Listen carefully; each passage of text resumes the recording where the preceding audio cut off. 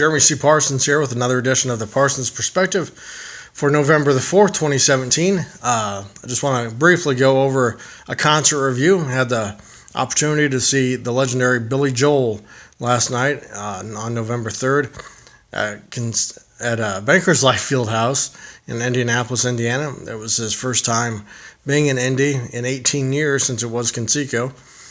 He started off the show with there was no opener. Which he doesn't need one. He's Billy Joel. The show opened with him just appearing on center stage, banging on that piano, playing Miami 2017. Good tune. I didn't recognize it. He followed up with My Life, which is a great song, A Matter of Trust. Let the audience pick between Vienna and another song, and Vienna won. Followed that up by The Longest Time. Zanzibar was another crowd choice over another song. Again, I apologize, but I don't remember the choices. Followed by The Entertainer. I hadn't heard that song in years. I forgot what a good tune it is. Followed by song number 8, Moving Out, which is always a classic. Of course, New York State of Mind. All About Soul. Allentown, which is one of my personal favorites of Billy Joel, about a working class town. Don't Ask Me Why, another great tune. Song number 13, he did the Beatles cover of A Day in the Life. Beautiful rendition of it. I highly recommend you look it up on YouTube. Number 14, Pressure. Song number 15, Sometimes a Fantasy. That was a crowd choice. She's Always a Woman. The River of Dreams. Which is, a great tune. I believe probably his last number one hit. Song number 18 was Italian Number by one of his bandmates. I may be butchering this.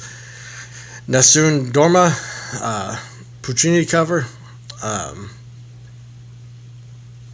That, of course, led into Scenes from an Italian Restaurant, which is a great tune. And he followed, or closed the set list with The Piano Man, which was pretty cool to be a part of. The entire crowd, lit up and singing along, and which I'm sure he gets it wherever he goes. But he even seemed amazed as he's like looking around, and the crowd is just just feeding into it and singing along and having a great time. And he is the Piano Man, and it's him that we're paying buku bucks to see. They stepped away for a few minutes and came out to do an encore with We Didn't Start the Fire, and which he absolutely nailed, followed by Uptown Girl, It's Still Rock and Roll to Me, Big Shot, Only the Good Die Young, and closed out with You May Be Right. Personally, I would have liked to seen, I think my wife did too, some of those songs from the early to late 80s to kind of be mixed in more instead of just doing them boom, boom, boom, boom, boom. But hey, it was a great show. 26 songs in total. Played for, I think, about 2.5 hours. Just, fantastic performer, 68 years old. It's hard telling how much longer he can do this. But man, just phenomenal show. The man can do anything, and he just absolutely nails it on the piano. Trying to leave Bankers Life Fieldhouse last night, stuck in the parking garage for over an hour. That was brutal. But that aside, as far as the venue itself, I've seen a few concerts now at Bankers Life Fieldhouse. And a common complaint that people have is the sound. And I will say the first couple of songs were very echoey to me and kind of distorted. It's like Billy Joel's voice was drowned out by his band.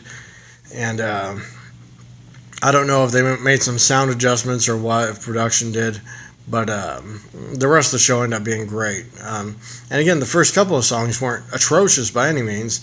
It was just kind of muffled and a little too loud and echoey, like I said. But this isn't some kind of like big Siskel and Ebert type review. I'm just a guy that enjoys music, live music. I've had the opportunity this year to see some of my favorite performers, some great bands and singers that started off years and years ago.